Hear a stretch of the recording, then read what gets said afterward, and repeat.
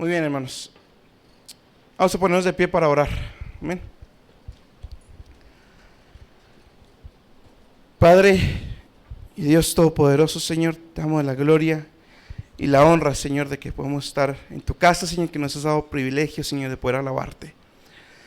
Señor, ha llegado el momento, Señor, de disponernos nuestro corazón, Señor, de continuar, Señor, con el estudio de Hechos que hemos estado llevando.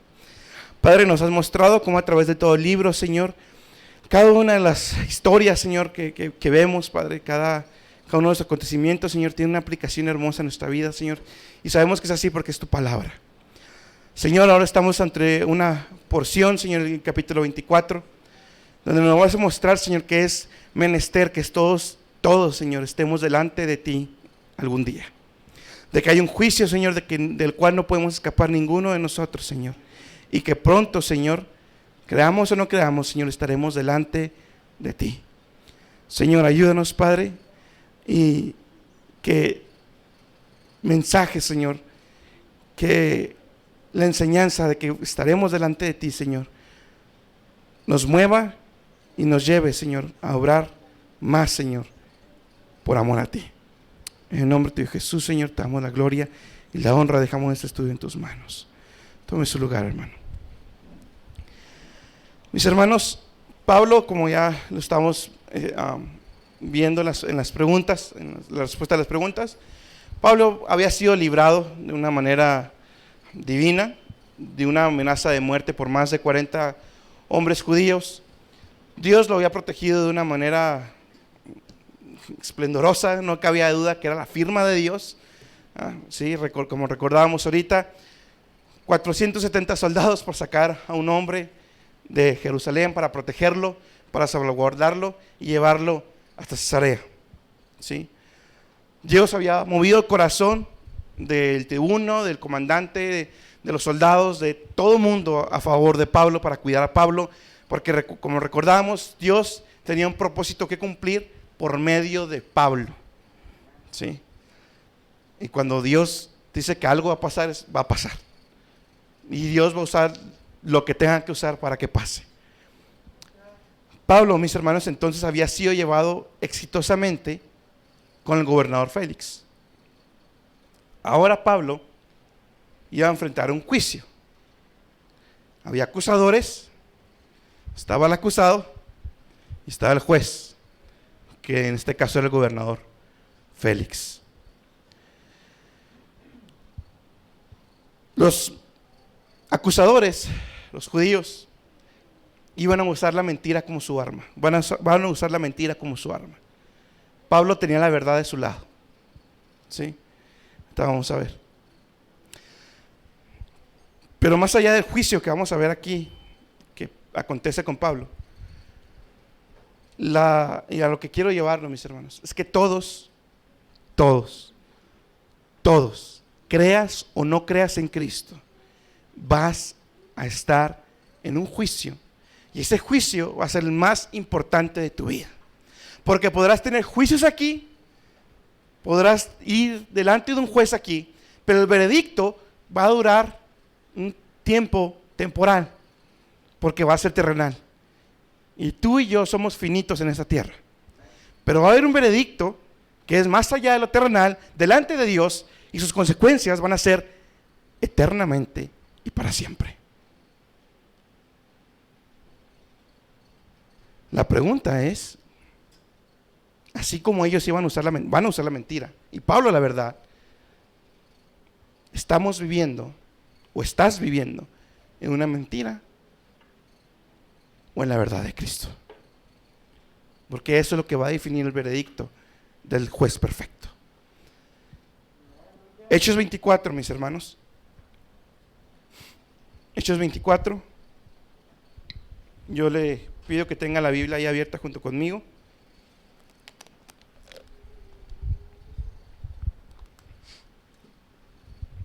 Hechos 24, versículo 1. 5 días después descendió el sumo sacerdote Ananías con algunos de los ancianos y un cierto Tértulo, orador, y parecieron delante del gobernador contra Pablo.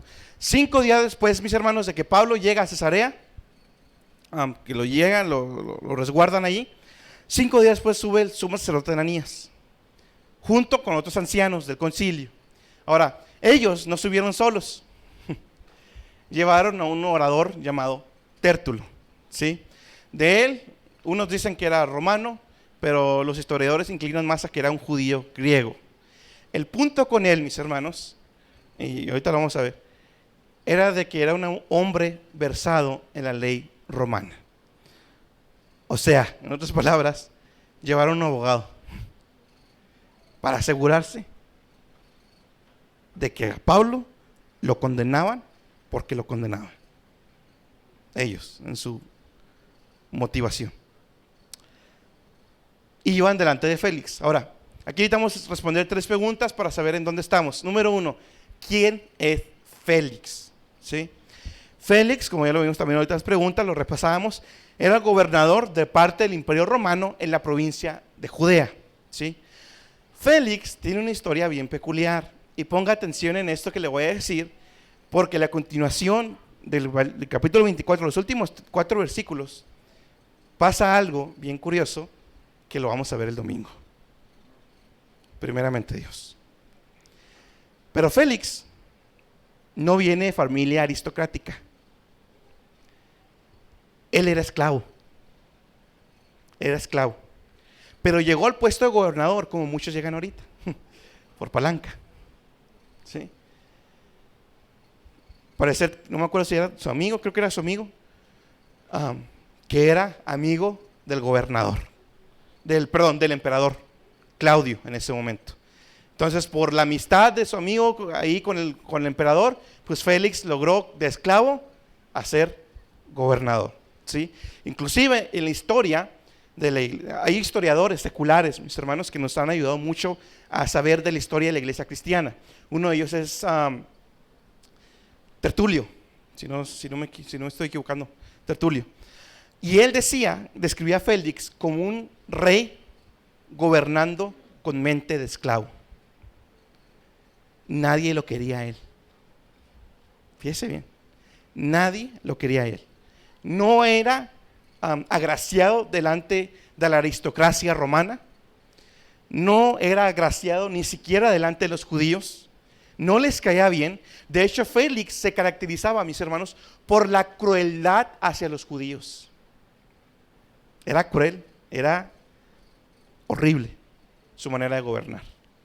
Y de hecho, después que llega Nerón, lo quitan. Ya cuando llega Nerón. Duró 2 años después de lo que vamos a leer ahorita, llega Nerón y lo quita. ¿Sí? Se destacó por su brutalidad contra los judíos. Ahora, ese es Félix, ¿sí? Ahora, ¿quién es Ananías? Ananías ya lo habíamos visto hace algunos estudios pasados, el sumo sacerdote de aquello que le llamamos como la suprema corte, ¿sí?, de los judíos respecto a la ley. Era el sumo sacerdote, la máxima autoridad del concilio. Ese era Ananías, ¿sí? Ahora, ¿quién era Tértulo? Ya se los mencioné ahorita, se los adelanté. Era prácticamente un hombre versado en la ley romana, un abogado romano, ¿sí? Ese era Tértulo. Ahora, iban todos, fíjese bien, sumo sacerdote, ancianos del concilio, ¿sí? Y luego todavía el abogado que traen, y luego todavía un gobernador, que vamos a ver más adelante, quería quedar bien con los judíos. O sea, Pablo tenía todo en su contra, otra vez. Gobernador corrupto, gente preparada para ir en su contra, abogados, y personas de alta sociedad que lo querían ver muerto. ¿Sí? Es importante esto.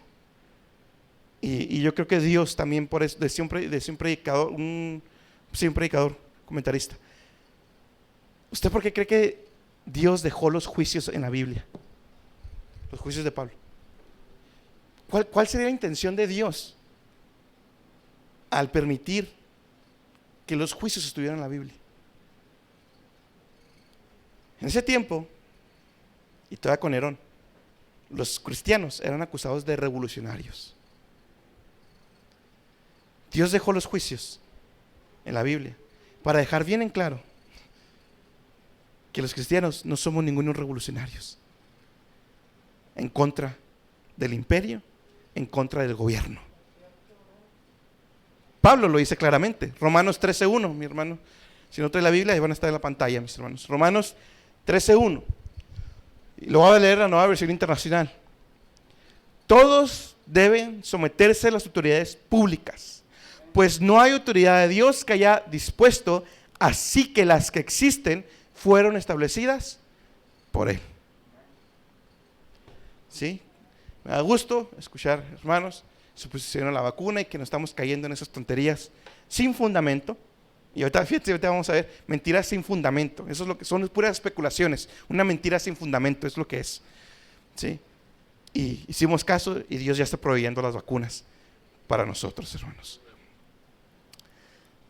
Y déjeme decirle algo, no nomás Pablo, Jesús tampoco estuvo nunca en contra del gobierno. Al César lo que es del César y a Dios lo que es de Dios. Tengan mucho cuidado, mis hermanos. Yo sé que parece que el gobierno ya va a poner amarillo porque hay que ir a votar. Obviamente lo están haciendo a propósito. Pero ¿sabe qué? Yo no voy a cuestionar lo que están haciendo. O si cubreboca o que cubreboca. ¿Qué tenemos que ir a hacer? Ir a votar. ¿Sí? No caiga en conspiraciones, ese tipo de cosas. No, hermanos. ¿Sí? Nuestro deber bíblico es ir a votar por quien más se acerque a la Biblia. Ya lo saben. ¿Sí? Versículos 2 al 4. Y citado que fue, Tértulo comenzó a acusar, diciendo, fíjense bien, y lo voy a leer en la Nueva Versión Internacional. Desde el versículo 2 otra vez, mi hermano, si lo puede poner. Lo voy a leer en la Nueva Versión Internacional para que podamos entender las palabras que usa Tértulo, el abogado. Cuando se hizo compadecer al acusado, Tértulo expuso su caso ante Félix. Excelentísimo Félix, bajo su mandato hemos disfrutado de un largo periodo de paz, ¿no es cierto? Y gracias a su previsión suya, se han llevado a cabo reformas en pro de esta nación, tampoco era cierto.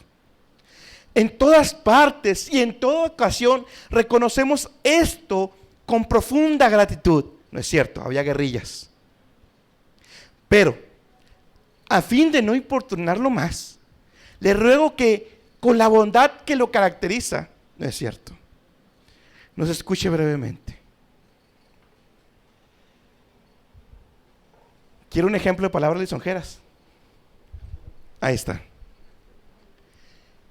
Todo lo que dijo era mentira. Todo lo que está diciendo, todas las características era mentira. Constantemente en ese tiempo había guerrillas por parte de los judíos en contra del Imperio Romano, y específicamente contra Félix. Constantemente no había paz. Las obras hechas que llegó a hacer Félix, que fueron pocas, eran en pro no de los judíos, del Imperio Romano. Lo que Tértulo está haciendo, simplemente hablar con palabras lisonjeras, basado en la mentira, en hipocresía. Y aquí quiero hacer una aplicación rápidamente. Escuche bien, niños, jóvenes, todos. La mentira es pecado. ¿Sí escucharon? Niños, jóvenes. La mentira es pecado. Ni más ni menos. No es bíblico eso de mentirita blanca o mentirita pequeña o piadosa.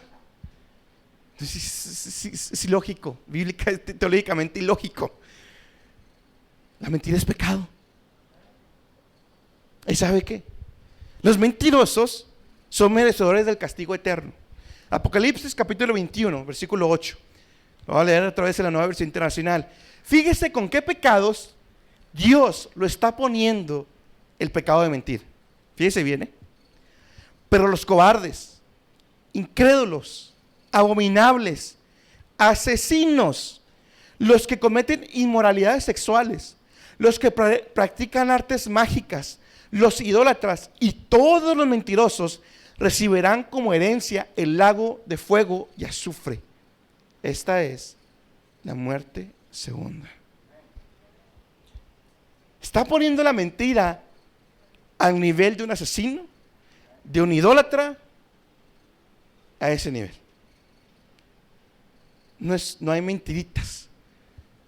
Esa mentirita es digna del castigo eterno de Dios.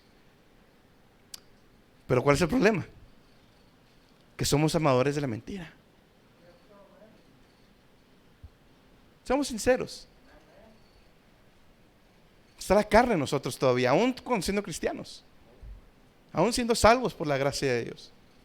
Salmo 52:3.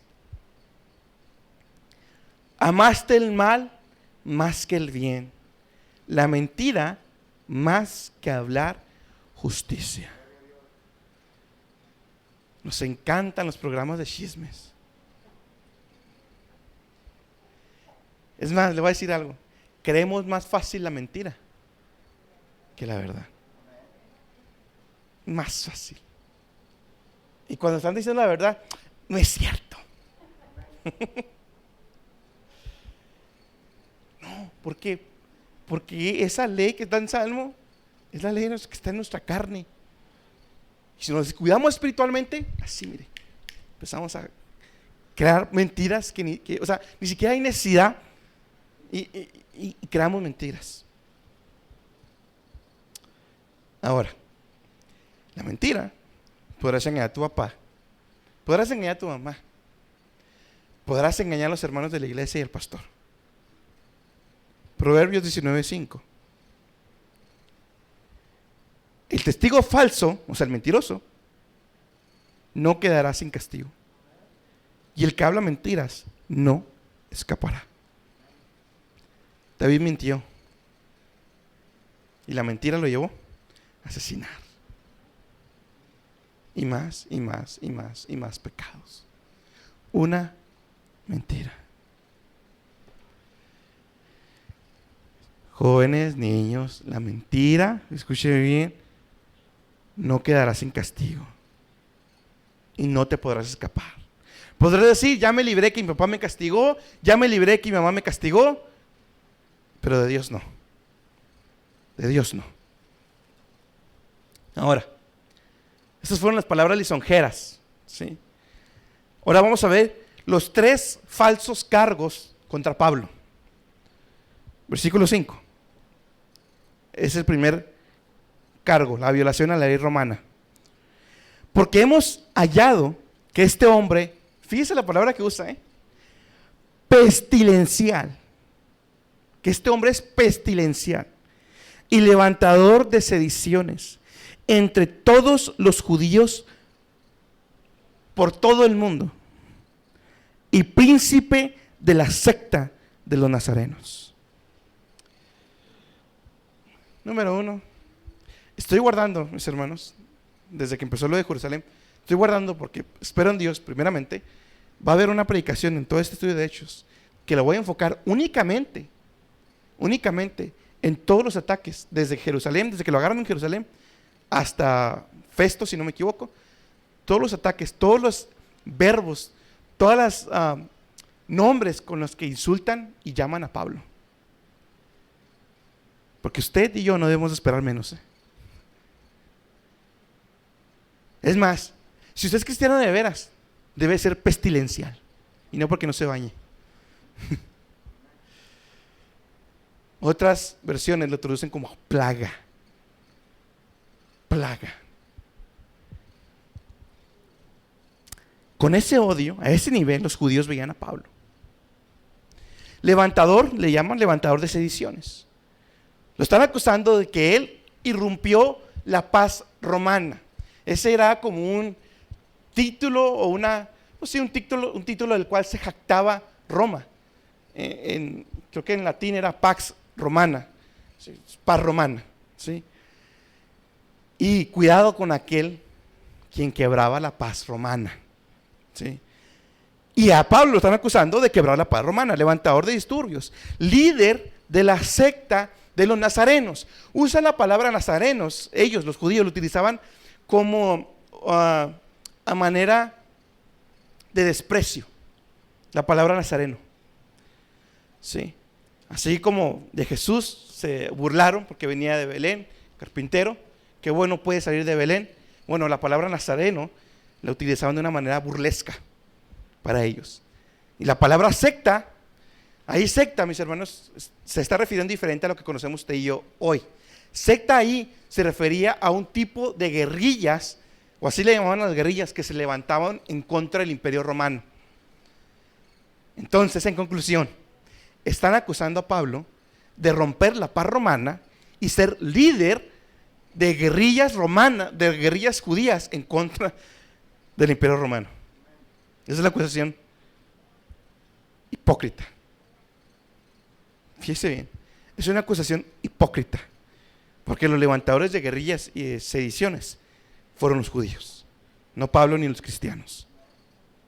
Versículo 6, aquí hay dos acusaciones: violación a la ley judía y violación al templo. Fíjese bien, el cual también tentó a violar el templo, y prendiéndole, fíjese la mentirita que se van a inventar, le quisimos juzgar conforme a nuestra ley.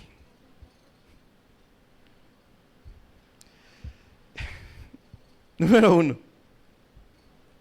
tentó a violar el templo. La acusación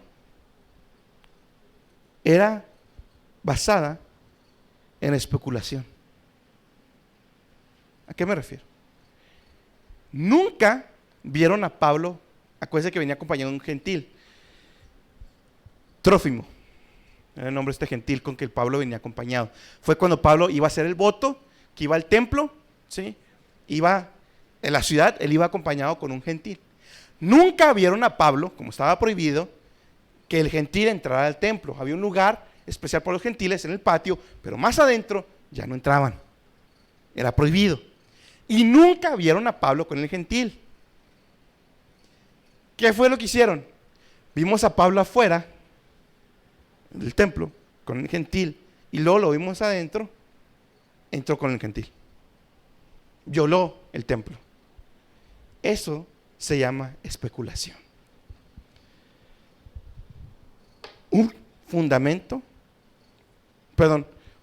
Una mentira sin fundamento, una idea, una acusación sin fundamento. Esto es una especulación. Y luego fíjese, le quisimos juzgar conforme a nuestra ley. O sea, están diciendo que en cuanto vieron a Pablo en el templo, lo agarraron y lo quisieron juzgar conforme a su ley. ¿Hicieron eso? No. ¿Qué es lo que hicieron?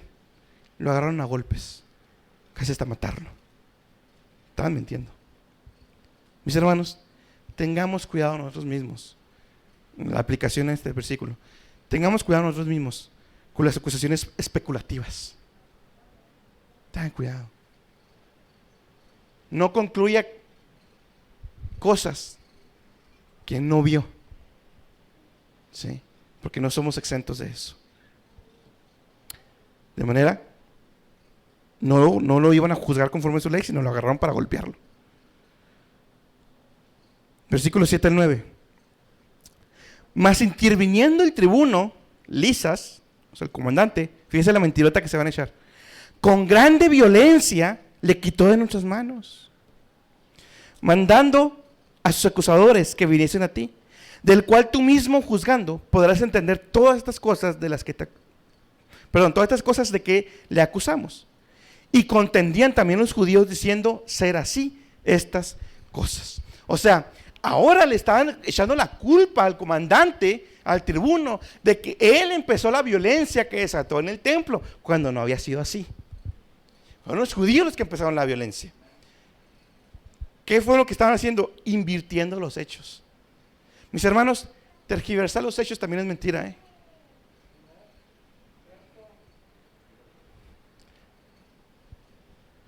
Eso de que la verdad a medias, eso es mentira. Está tergiversando los hechos. También era mentira. Ahora acusaban a Lisas, al comandante, de abuso de poder. Ahora se va a defender Pablo, versículo 10. Entonces Pablo, fíjese, quiero que vea la diferencia de palabras entre Tértulo y Pablo. Versículo 10. Entonces Pablo, habiéndole el gobernador señal que hablase, respondió: porque sé que muchos años eres gobernador de esta nación. Con buen ánimo satisfaré por mí. Punto. Pablo jamás intenta adular, jamás intenta endulzar los oídos del gobernador. Simplemente lo que Pablo dice: Félix, llevas ya bastantes años en el puesto y tú conoces nuestra ley. En base a eso me voy a defender. En ningún momento Pablo trata de hablar palabras lisonjeras. Fíjese lo que comentaba predicador. Mientras menos verdad hay en una persona, más palabras necesita para su defensa. Por otro lado, la verdad tiene un poder intrínseco, de manera que el hombre veraz habla poco.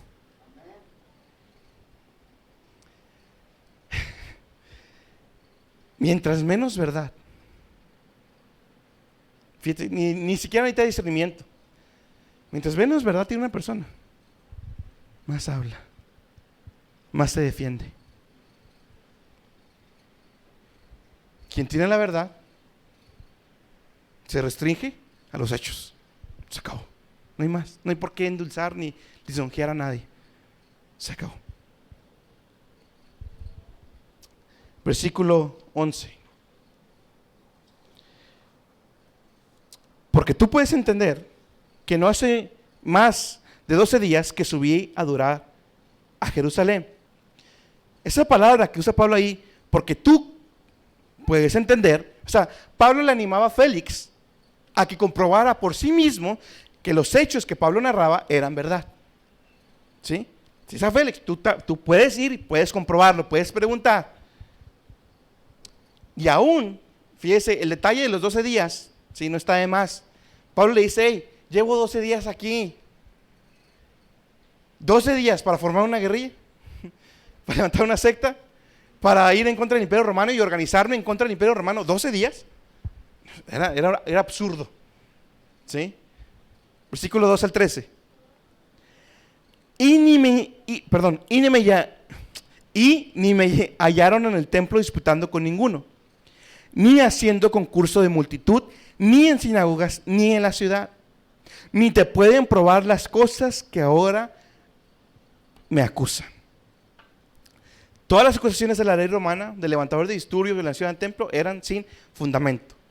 Pablo está diciendo: ahí está, yo soy libre de todo eso, no te pueden probar nada de lo que están diciendo. Ahora, quiero saltarme al versículo 17, porque Pablo continúa tocando ese punto, ¿sí? Versículo 17. Mas pasado muchos años, aquí Pablo lo que va a hacer es que le va a contar a Félix, fíjese muy bien, antes de leerlo, para saber dónde estamos. Pablo le va a contar a Félix desde que él se regresa de su tercer viaje misionero, ¿sí? Junta la ofrenda para venir a Jerusalén a darla a las iglesias, ¿sí? Esa ofrenda que había juntado cuando estaba en su tercer viaje misionero. Desde ahí va a comenzar Pablo. Ahora sí, versículo 17. Mas pasado muchos años vine a hacer limosnas a mi nación y ofrendas. Esa ofrenda está refiriendo Pablo. Cuando me hallaron purificándome en el templo, no con multitud ni con alboroto, unos judíos de Asia, ¿sí?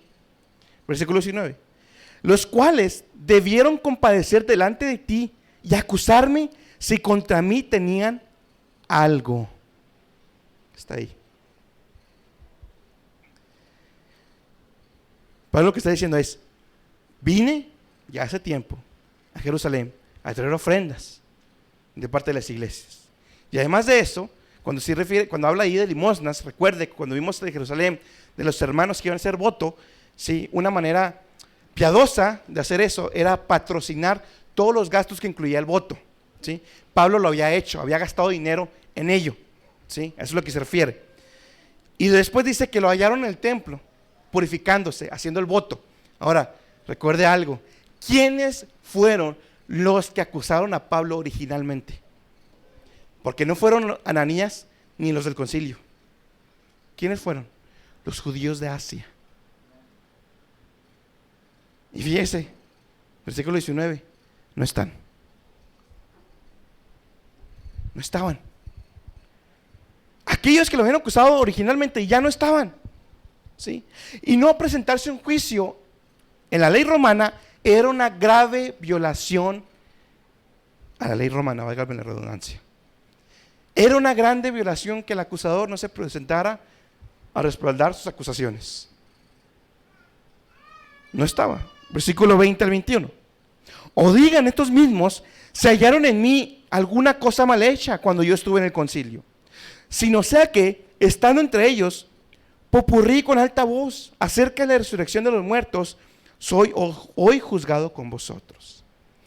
O sea, Pablo dice a Félix, aún y cuando estábamos en el concilio, ¿sí? Yo no fui el que empezó el disturbio. Yo mencioné que tengo la esperanza de la resurrección como los fariseos, y ellos fueron los que se agarraron entre ellos.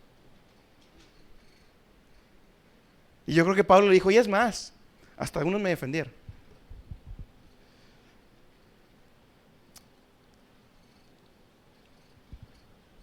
Ahora, eso es la defensa de Pablo a la primera acusación.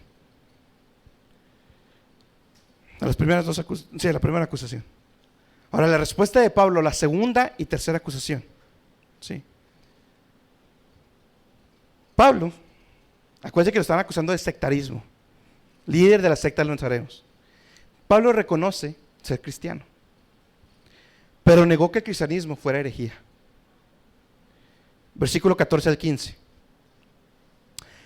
Esto, empero te confieso, que conforme a aquel camino que llaman herejía, así sirvo al Dios de mis padres, creyendo todas las cosas que en la ley y en los profetas están escritas. Versículo 15. Teniendo esperanza en Dios, que ha de haber resurrección de los muertos, así de justos como de injustos, la cual también ellos esperan. Los judíos le llamaron secta, Pablo le llama el camino, con C mayúscula. Así se le llamaba el cristianismo en ese entonces. Ellos trataron a Pablo como violador de la ley y hereje, pero Pablo les dijo, así, en el cristianismo, sirvo al Dios de mis padres, creyendo todas las cosas que hay en la ley y en los profetas que están escritas. Mis hermanos, esto lo he dicho varias veces, somos cristianos por el Antiguo Testamento. Somos cristianos por el Antiguo Testamento. ¿A qué me refiero? ¿Yo cómo voy a saber que Jesús es el Mesías si no tengo todas las profecías del Antiguo Testamento? ¿Yo cómo puedo comprobar que había algo escrito desde la creación del mundo, cómo Dios empezó todo y que iba a haber un Redentor, un Mesías? ¿Cómo voy a poder comprobar eso? El Antiguo Testamento. El Antiguo Testamento. Los cristianos creemos en el Antiguo Testamento. Creemos en toda la ley y los profetas, en todo lo que está escrito en la ley de los profetas. Todo eso creemos también.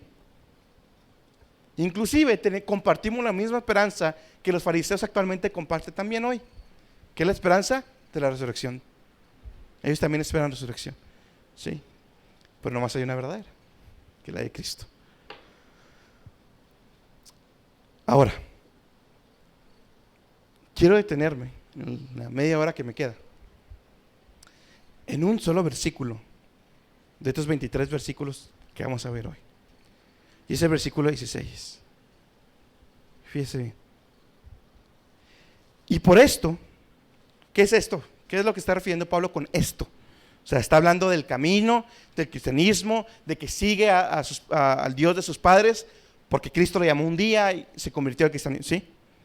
Por esto, procuro yo tener siempre conciencia sin remordimiento acerca de Dios y acerca de los hombres. Ese versículo, mis hermanos, es bien importante. Pablo dice conciencia sin remordimiento. ¿Qué es eso? Ya hablamos en algunos estudios pasados de la conciencia sin remordimiento. Otra manera que se traduce es conciencia, una buena conciencia. ¿Sí? Lo que se refiere es una conciencia sin remordimiento, sin ofensa. Una buena conciencia es aquella que se rige bajo la palabra de Dios. ¿Sí? Es aquella que se rige bajo la palabra de Dios. Una buena conciencia. Y sabíamos, y como vimos en los estudios anteriores, los únicos que pueden tener buena conciencia sobre la faz de la tierra somos los cristianos, los que hemos nacido de nuevo. ¿Sí?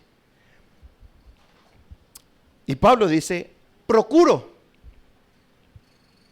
O sea que no, 24/7 Pablo no tenía buena conciencia. ¿Por qué?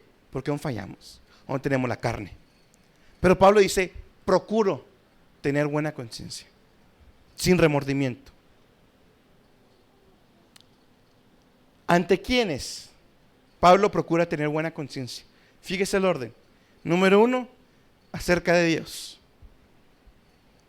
Acerca de Dios. De que yo mi conciencia, hasta donde yo conozco a Dios, hasta donde yo conozco sus mandamientos, yo sé que he tratado de vivir una vida conforme a su ley, conforme a sus mandamientos que yo conozco del Señor Jesús. Eso es acerca de Dios. Y eso es lo que a muchos cristianos se les olvida. Acerca de los hombres. Es bien importante esa segunda parte. No igual que la primera, pero muchas veces enfatizamos mucho la primera, de tener buena conciencia a Dios, y se nos olvida tener una buena conciencia sin remordimiento, sin ofensa, delante del hombre también. Delante del hombre también. Y no es que exalte el moralismo, no, mis hermanos, no, porque ser cristiano es, ser cristiano va más allá de ser moral. Nos santificamos, eso va más allá de ser moral, ¿sí? Pero también debemos de procurar tener un buen testimonio delante de mi jefe, de la sociedad, de mis amigos.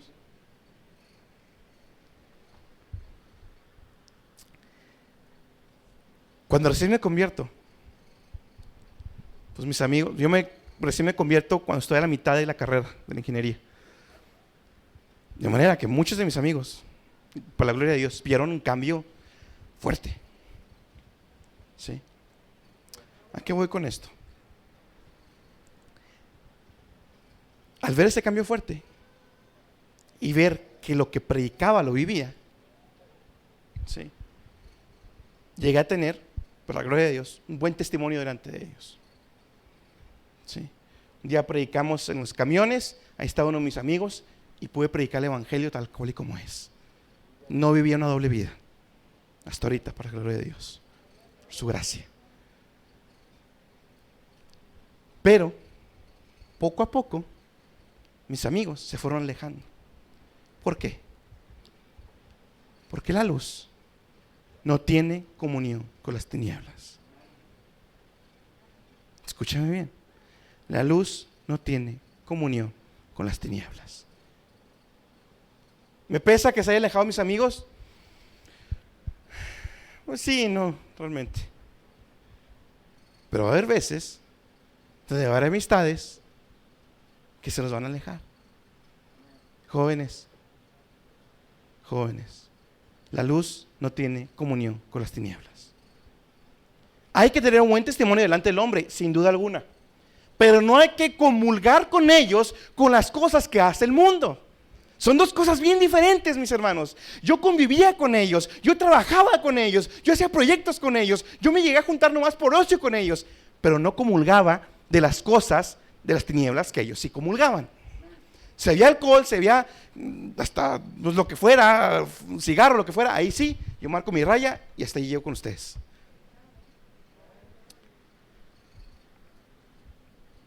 Mis amigos se alejaron, que ellos quisieron, también yo tomé otros caminos. ¿Va a haber una carga, jóvenes? Claro que sí. Claro que sí. Porque significa también renunciar, por si no sabían. a ese novio secular, perdón, a ese muchacho secular que se ve tan guapo, pero no es cristiano. Hermano legalista, no. Cuando Pablo habla de qué comunión tiene la luz con las tinieblas, en su contexto está hablando, ¿sí?, de que somos templos del Espíritu Santo. Por eso dice Pablo, ¿qué comunión tiene la luz con las tinieblas? Somos templos del Espíritu Santo. Es pecado, así se lo digo, es pecado. Es pecado. Espere que llegue su pareja, no sé quién está esperando, pero espere, ore a Dios, sí, pero que no se le quite esto de la cabeza, porque hay cristianos que caen en un extremo de no querer nada con el mundo, de apartarse totalmente del mundo, casi meterse en una cueva del monasterio, y eso no es bíblico. Eso no es bíblico. Hay que tener un buen testimonio también delante del hombre. Ahora, ¿cuál era el punto de Pablo al decir estas palabras? Pablo, mis hermanos, sabía que hay un juicio más allá de lo terrenal.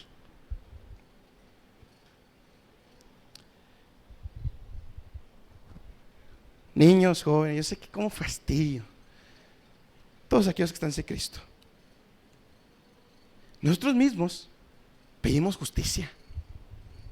Fíjese bien, nosotros mismos como seres humanos pedimos justicia muchas veces. ¿Cuál es su reacción cuando se comete alguna injusticia? ¿Cuál es la reacción, niños, cuando la maestra premia al niño que estaba portando mal y ustedes que también se estaban portando no les dan ni la estrellita? Ay, maestra, yo me lo merecía, yo me estaba portando bien. Ahora como adultos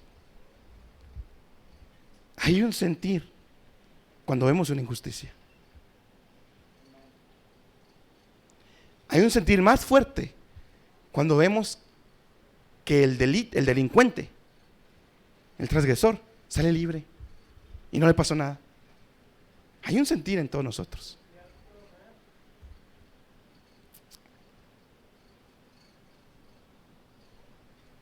Si ese sentir está en tu corazón, que somos hombres inicuos, pecadores, perversos, Dios también dejó una ley escrita en nuestros corazones. Y si tú sientes ese como enojo cuando se comete una injusticia, cuando premian a alguien que no debían haber premiado, ¿tú crees que Dios queda con las manos cruzadas ante todos los pecados que has cometido? No. Hay un juicio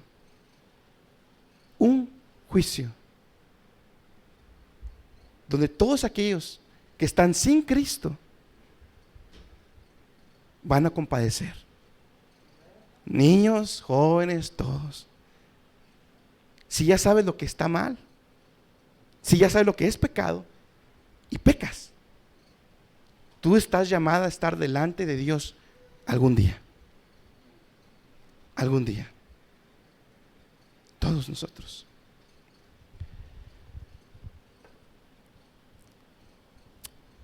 Y no va a ser como un juicio aquí. Apocalipsis 20, del 11 al 12 primeramente. Apocalipsis 20, del 11 al 12. Y vi un gran trono blanco, y al que está sentado sobre él, de delante del cual huyó la tierra y el cielo, y no fue hallado el lugar de ellos. Y vi los muertos, grandes y pequeños, que estaban delante de Dios, y los libros fueron abiertos, y otro libro fue abierto, el cual es de la vida. Y fueron juzgados los muertos por las cosas que estaban escritas en estos libros, según sus obras. Va a haber un día que si mueres sin Cristo, sin haberte reconciliado con Dios, vas a estar delante de este gran trono blanco. Y sentado en ese trono va a estar Jesús. Va a estar Jesús. Dios perfecto, completo, justo perfectamente. Y todos aquellos que murieron sin Cristo tienen la cita ya hecha. Está determinado que estén delante de Dios en ese juicio. Y ese día, como dice el versículo, grandes, pequeños, ricos, pobres, inteligentes, no tan sabios, con carrera, sin carrera, todos ellos van a estar delante de Dios solos. Solos. Solo, no va a estar tu mamá, no va a estar tu papá, no va a estar tu familia, no va a estar tu esposa, vas a estar solo delante de Dios. Pablo aparentemente estaba solo también. Tenía los acusadores en contra de él, tenía el abogado en contra de él, tenía el juez en contra de él. La cosa es esta, que cuando estés delante de Dios, vas a tener a un Dios omnisciente, que supo todo lo que hiciste, un Dios omnipresente, que no nomás lo supo, sino que estuvo ahí, un Dios justo y un Dios 3 veces santo. Vas a estar delante de Él y te va a juzgar según tus obras, según todo lo que hiciste, todo lo que pensaste, todo lo que dijiste, todas tus obras van a ser expuestas delante de Dios. Todo lo que hiciste, aun y cuando tú creíste que tu papá no te vio, o que tu mamá no te vio, o que tu esposa no lo vio, mi hermano, todo eso va a estar expuesto como luz de día delante de Dios. Delante de Dios. Me podrás decir, bueno, pero yo voy a la iglesia, hermano. No creo en Cristo, pero yo voy a la iglesia, hermano. Participo, canto, hago obras buenas. Dice Isaías 64:6 que aún, fíjense muy bien, niños, jóvenes, todos, aún tus mejores obras, las obras que hagas con el mejor corazón, son como trapos de inmundicia delante de Dios. Apestan delante de Dios, porque Dios es 3 veces santo, es puro, es limpio, en Él no hay pecado. El mundo vive en mentira. El mundo te va a hacer creer que lo que tú estás viviendo es verdadera libertad. Te va a hacer creer que el alcohol, las drogas, el adulterio, que todo lo que el mundo ve como bueno, es bueno, y no es cierto. Son cadenas. Y todo aquel que está sin Cristo está viviendo en mentira. Pero hay un grupo de personas, hay personas que saben que están en una mentira. Pero hay otro grupo que está peor. No hay peor cosa más allá de contar una mentira que creerme mi propia mentira. Ya creérmela, que ya es otro nivel. ¿Y sabes qué? Vives creyéndote tu propia mentira, porque sigues sin correr a los pies de Cristo.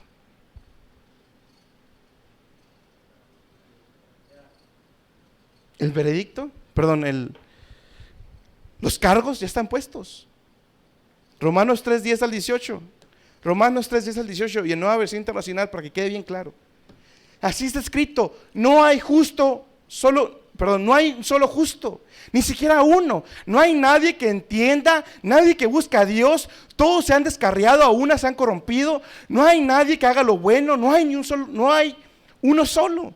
Su garganta es sepulcro abierto, con su lengua profieren engaños, veneno de víbora hay en sus labios. Llena está su boca de maldiciones y de amargura. Veloces son los pies para ir a derramar sangre. Dejan ruina y miseria sus caminos, y no conocen la senda de paz. No hay temor de Dios delante de sus ojos. No hay temor de Dios delante de sus ojos. Y te voy a decir algo: el desconocimiento de la ley no te exonera de ella.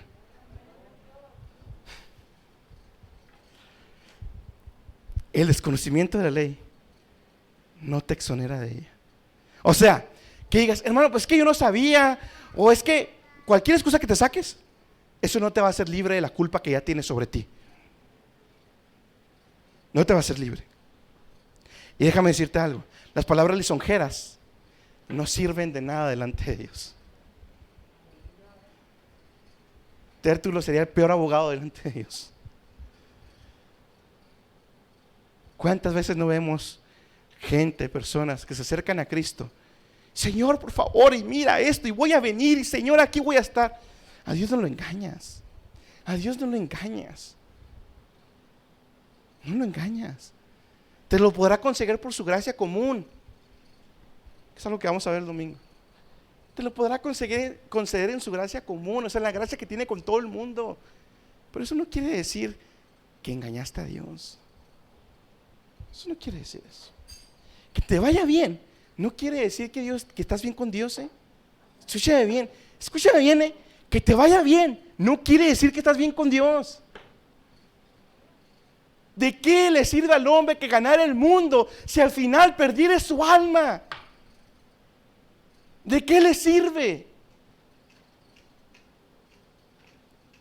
Para este momento, cuando la Biblia está narrando este juicio del gran trono blanco, para este momento ya será demasiado tarde.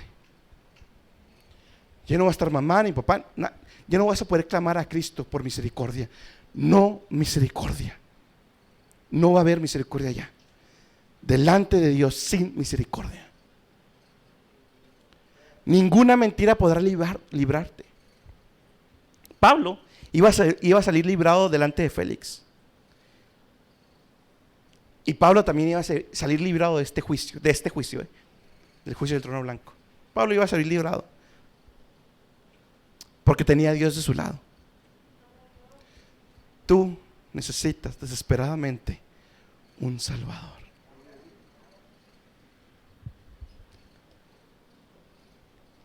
La verdad pone a Dios de tu lado. La mentira pone a Satanás de tu lado. La verdad bajó del cielo y se encarnó y se hizo hombre. Se crucificó, resucitó y ascendió al cielo. Jesús vino por la realidad de la muerte y la realidad del castigo. Fíjate bien, Jesús vino por la realidad de la muerte y la realidad del castigo. O sea, si no hubiera infierno, como los testigos de Jehová dicen, ¿a qué vino Jesús? Si no hubiera castigo por mi manera de vivir, ¿de qué ser? ¿Para qué vino Jesús? De manera que el simple hecho de que Jesús vino a esta tierra te comprueba que va a haber un castigo, va a haber un juicio donde vas a estar y se va a emitir un veredicto que va a durar eternamente. La mentira subió del Seol, del infierno, se hizo serpiente y se arrastró sobre la tierra. Los que se identifican con la verdad entrarán en el reino de los cielos, y los que se identifican con la mentira bajarán al Seol, porque la palabra dice: los mentirosos no entrarán en el reino de los cielos. Necesitas a Cristo. Necesitas a Cristo.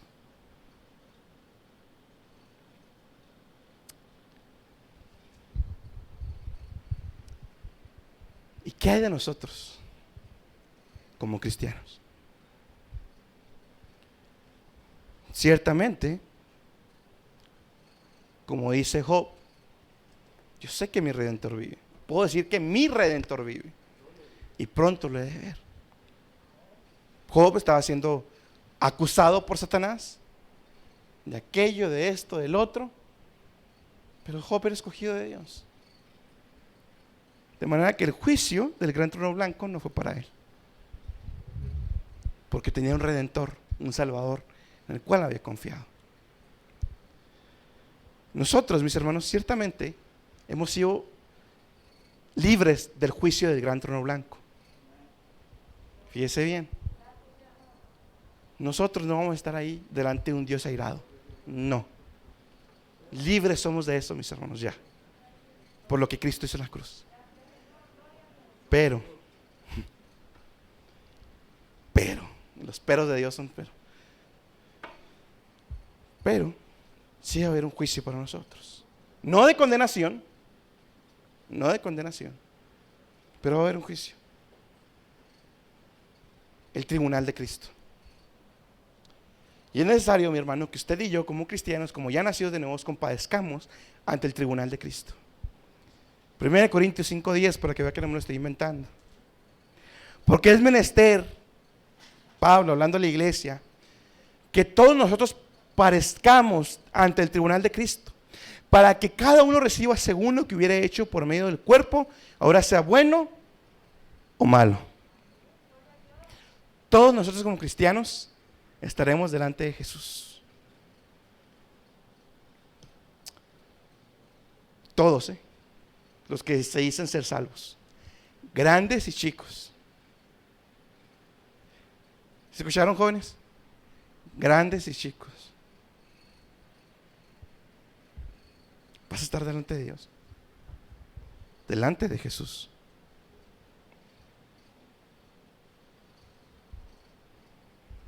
Nosotros que nos decimos salvos, vamos a estar delante de Jesús.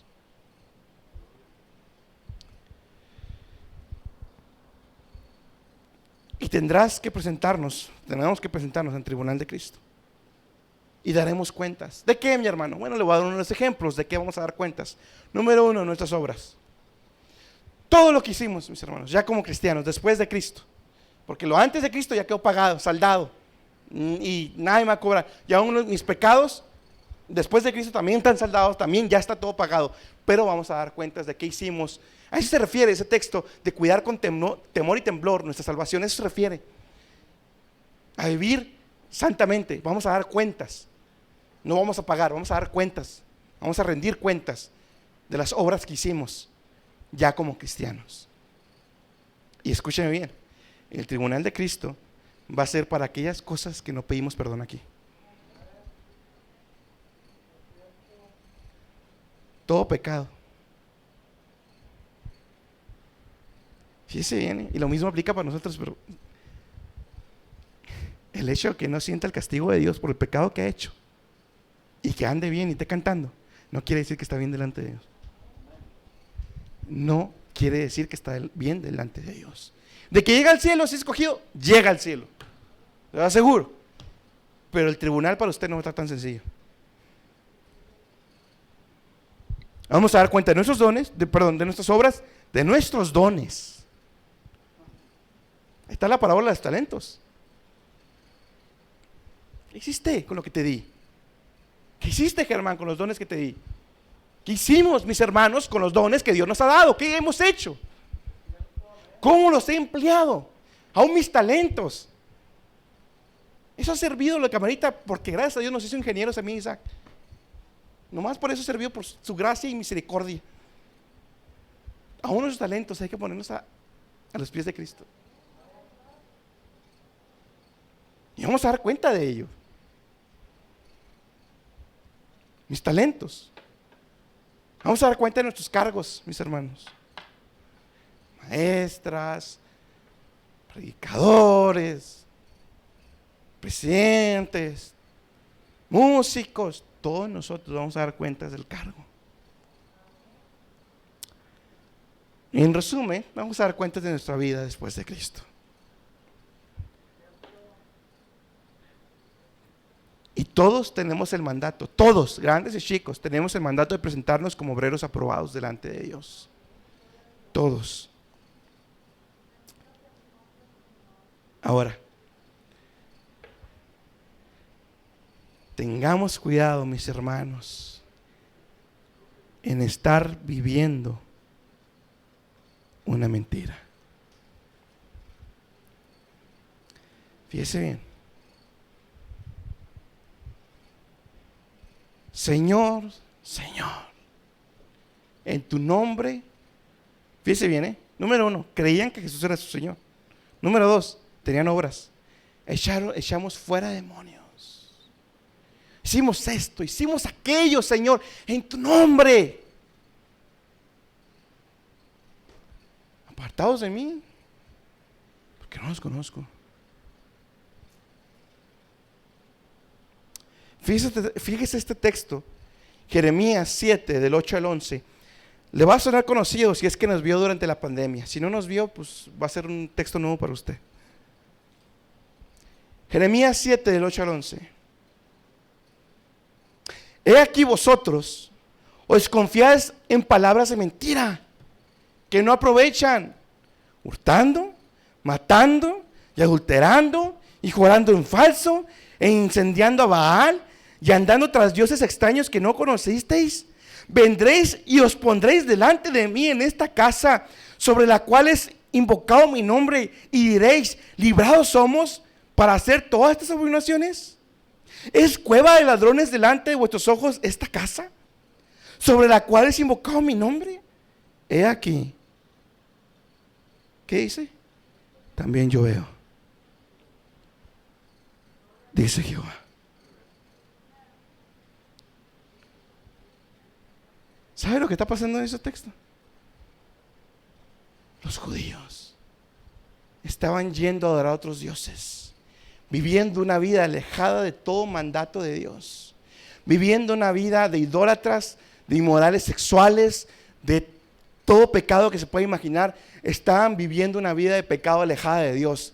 Y después de eso venían al templo queriendo adorar a Jehová, y Dios le dice, ¿de verdad vienes así, creyendo que estás bien y vienes a adorarme aquí a mi casa y crees que estás bien? Yo veo, dice Jehová. Tenga cuidado, hermano.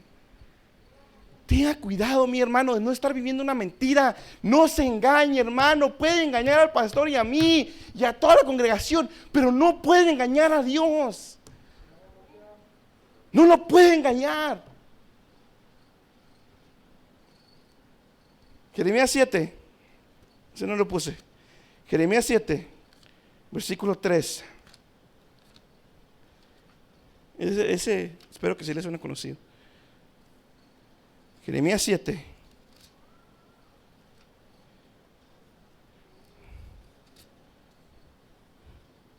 Versículos 3 y 4. Que en ese mismo contexto, así ha dicho Jehová de los ejércitos, Dios de Israel: mejorad vuestros caminos y vuestras obras, y os haré morar en este lugar.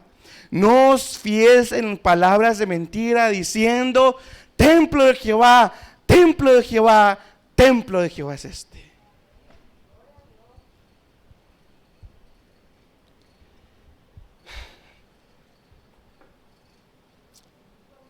Lo dijimos desde que empezó la pandemia, y para la gloria de Dios fuimos de los pocos.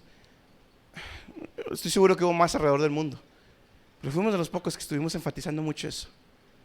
La pandemia fue disciplina de Dios, porque sacó a su iglesia, al pueblo de su casa. Sacó al pueblo de su casa. ¿Por qué? Aquí está. Mentirosos, engañadores, doble vida, hipócritas.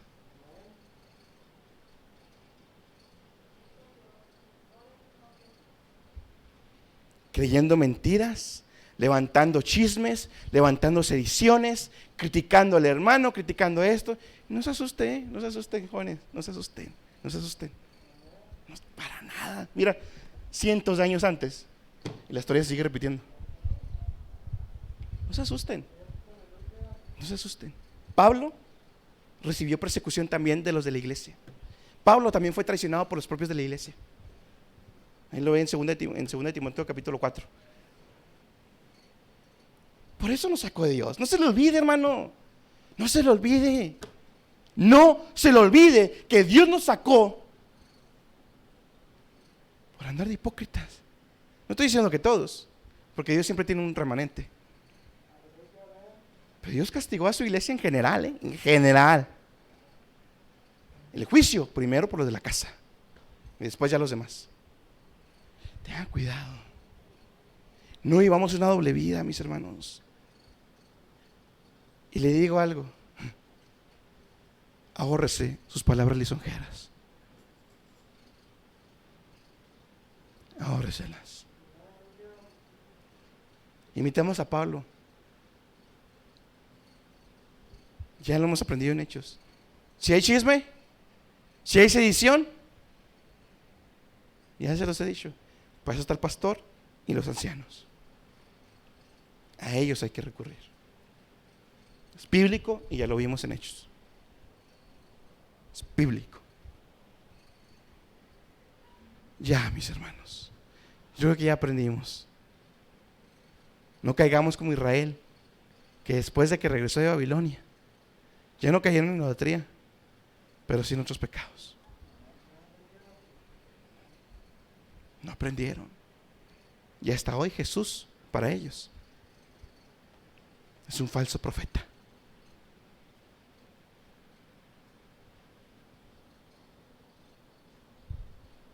No pudieron probar nada en contra de Pablo, mis hermanos.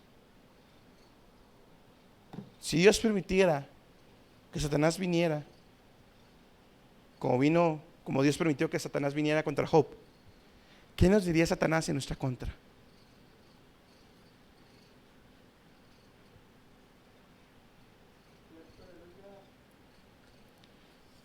Por último, el veredicto.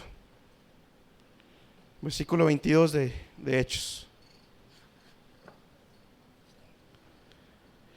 Entonces Félix, oídas estas cosas, estando bien informado de esta secta, les puso dilación, diciendo: cuando descendiere el tribuno Lisas, acabaré de conocer de vuestro negocio. O sea, simplemente aplazó el veredicto. Versículo 23. Y mandó el centurión, fíjese bien, que Pablo fuese guardado y aliviado de prisiones, o sea, no lo iban a encarcelar, y que no vedase a ninguno de sus familiares servirle o venir a él. O sea, no lo, ¿cómo se dice? No lo encadenen, y quien quiera venir a visitarlo, que lo visite. Dele cierta libertad. Ese fue el veredicto final de Félix contra Pablo. ¿Cuál va a ser el veredicto de Dios cuando estés delante de Él? ¿Cuál va a ser?